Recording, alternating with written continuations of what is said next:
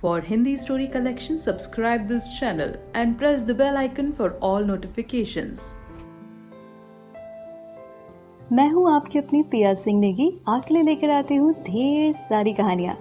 आज की कहानी जो मैं आपको सुनाने जा रही हूँ इसका नाम है सावित्री मैम और इस कहानी की लेखिका है डॉक्टर सरला सिंह।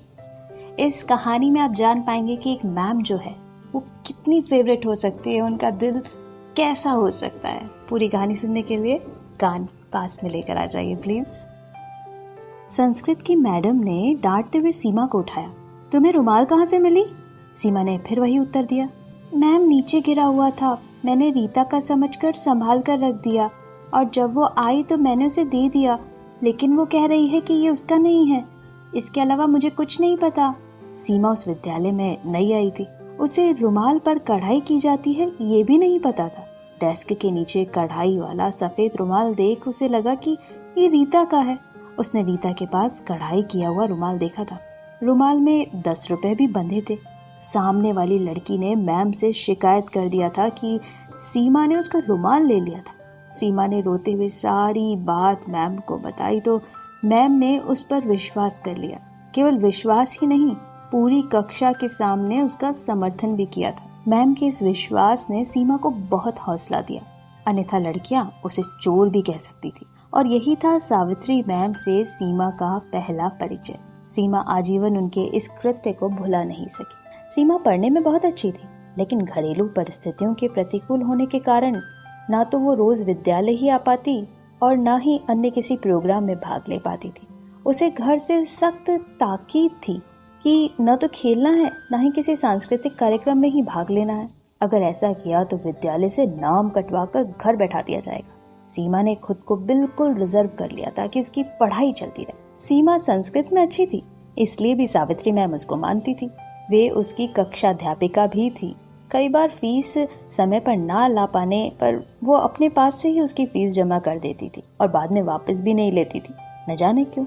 सीमा के पिता ने अच्छे पद पर होते हुए भी अपने घर के प्रति जिम्मेदारियों का सही ढंग से निर्वाह कभी नहीं किया। हाँ, अपने अगले जन्म की चिंता अवश्य थी, सो जो भी कमाते गरीबों में बांट देते।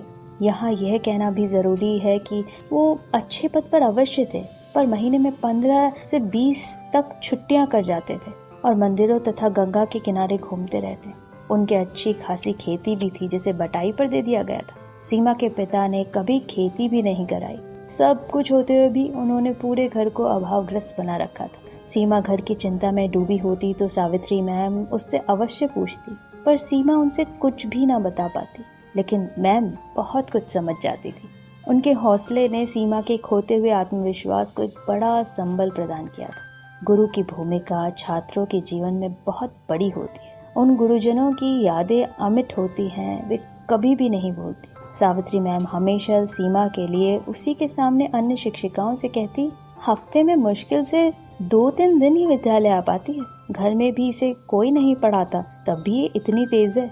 अगर इसे पूरा अवसर मिलता तो ये नाम कर सकती है।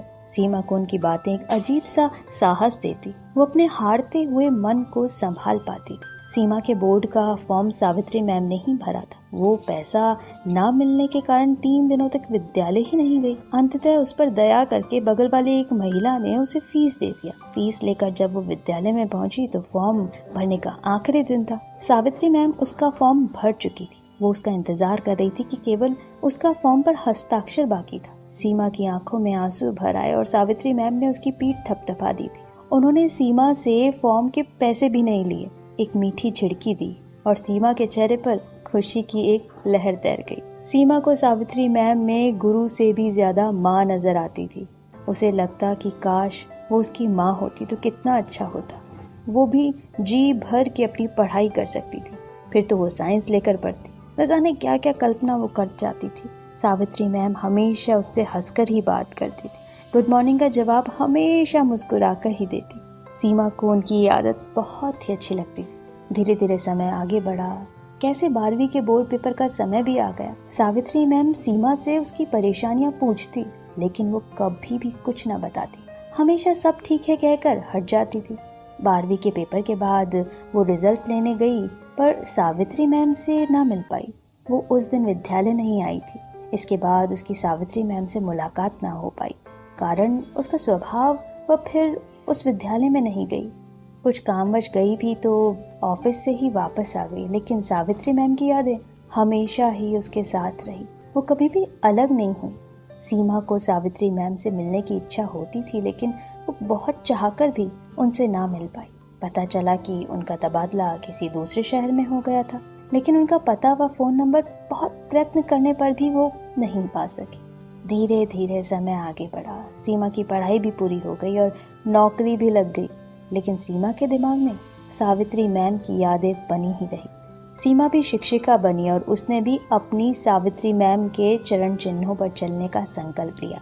जब भी किसी जरूरतमंद बच्चे पर नजर पड़ती, उसको अपना समय याद आ जाता और वो हर संभव मदद करने का प्रयास करती है, और जब तब किसी न किसी से वो सावित्री मैम का जिक्र कर ही देती है।